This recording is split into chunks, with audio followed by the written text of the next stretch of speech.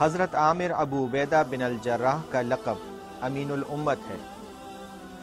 آپ رضی اللہ تعالیٰ عنہ کا سلسلہ نسب 7ویں پشت پر حضور اکرم صلی اللہ علیہ وآلہ وسلم سے مل جاتا ہے۔ عشرہ مبشرہ میں سے ہیں۔ دار ارقم میں قیام سے پہلے 27 سال کی عمر میں حضرت ابوبکر رضی اللہ تعالی عنہ کی دعوت پر مسلمان ہوئے۔ دونوں بار ہجرت حبشہ کی اور مدینہ کی طرف ہجرت کی۔ جنگ بدر میں آپ رضی اللہ تعالی عنہ کے والد دشمن کیمپ کی طرف سے مقابلے میں آئے تو ایک ہی وار میں ان کا کام تمام کر دیا۔ احد میں جب آپ صلی اللہ علیہ وآلہ وسلم کے چہرے انور پر خود یعنی آئرن کیپ کی کڑیاں گھس گئیں تو حضرت ابو عبیدہ نے دانتوں سے کھینچ کر نکالی اور 2 دانت ٹوٹ گئے، مگر عشق نبوی صلی اللہ علیہ وآلہ وسلم میں کسی چیز کی پرواہ نہ کی۔ صلح حدیبیہ اور بیعت رضوان میں شریک ہوئے، بلکہ معاہدہ صلح پر گواہ بھی ہیں۔ آپ صلی اللہ علیہ وآلہ وسلم نے کئی جنگی و قیام امن کی مہمات میں آپ رضی اللہ تعالیٰ عنہ کو سالار لشکر بنا کر بھیجا۔ حضرت ابو عبیدہ رضی اللہ تعالیٰ عنہ فاتح شام اور سالار اعلیٰ بھی تھے۔ شام کی عیسائی رعایا کو بھی آپ رضی اللہ تعالیٰ عنہ کی بے پناہ شفقت نے مرہون منت بنا رکھا تھا۔ ایک بار حضرت عمر رضی اللہ تعالیٰ عنہ نے آپ رضی اللہ تعالیٰ عنہ کو 400 دینار اور 4000 درہم بطور انعام بھیجے تو آپ رضی اللہ تعالیٰ عنہ نے وہ سب فوراً فوج میں تقسیم کرا دیے، ایک درہم بھی اپنے پاس نہ رکھا۔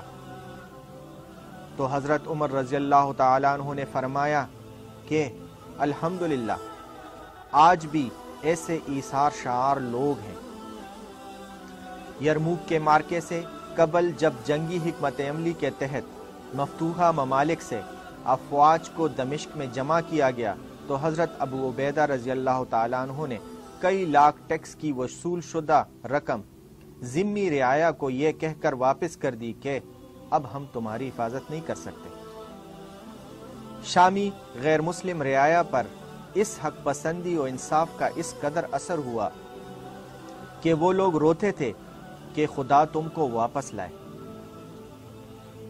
ایک دفعہ عید کے موقع پر عیسائیوں نے صلیب کا جلوس نکالنے کی اجازت مانگی تو آپ رضی اللہ تعالیٰ عنہ نے اجازت دے دی۔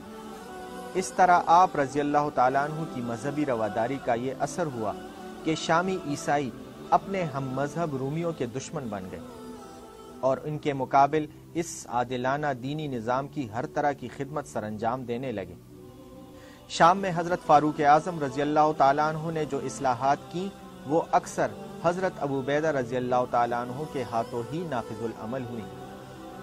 18 ہجری بمطابق 639 عیسوی کے قحط میں عرب کے لیے غلے سے لدے ہوئے 400,000 اونٹ روانہ کیے۔ شام میں قدیم سے بسے عرب قبائل شامی و رومی عوام کے لیے دعوت اسلام کے حوالے سے خاص طور پر بہت اچھے اقدامات کیے اور ان کو اسلام کے قریب لانے میں انتہائی دانشمندی سے کردار ادا کیا۔ حضرت ابو عبیدہ رضی اللہ تعالیٰ عنہ نے ایرانی عہدیداروں کی پرتکلف ضیافت یہ کہہ کر مسترد کر دی کہ ابو عبیدہ وہی چیزیں کھا سکتا ہے جو سب مسلمانوں کو کھانے کے لیے میسر آ سکے۔ دینی تعلیمات، تربیت نبوی اور ماحول نے مسلمان جماعت میں ایسی خصوصیات و صفات پیدا کر دی تھیں کہ دنیا کی غیر مسلم اقوام بھی ان کے اقدامات اور فیصلوں کو خوشی سے مانتے اور ان کے قریب آتے تھے۔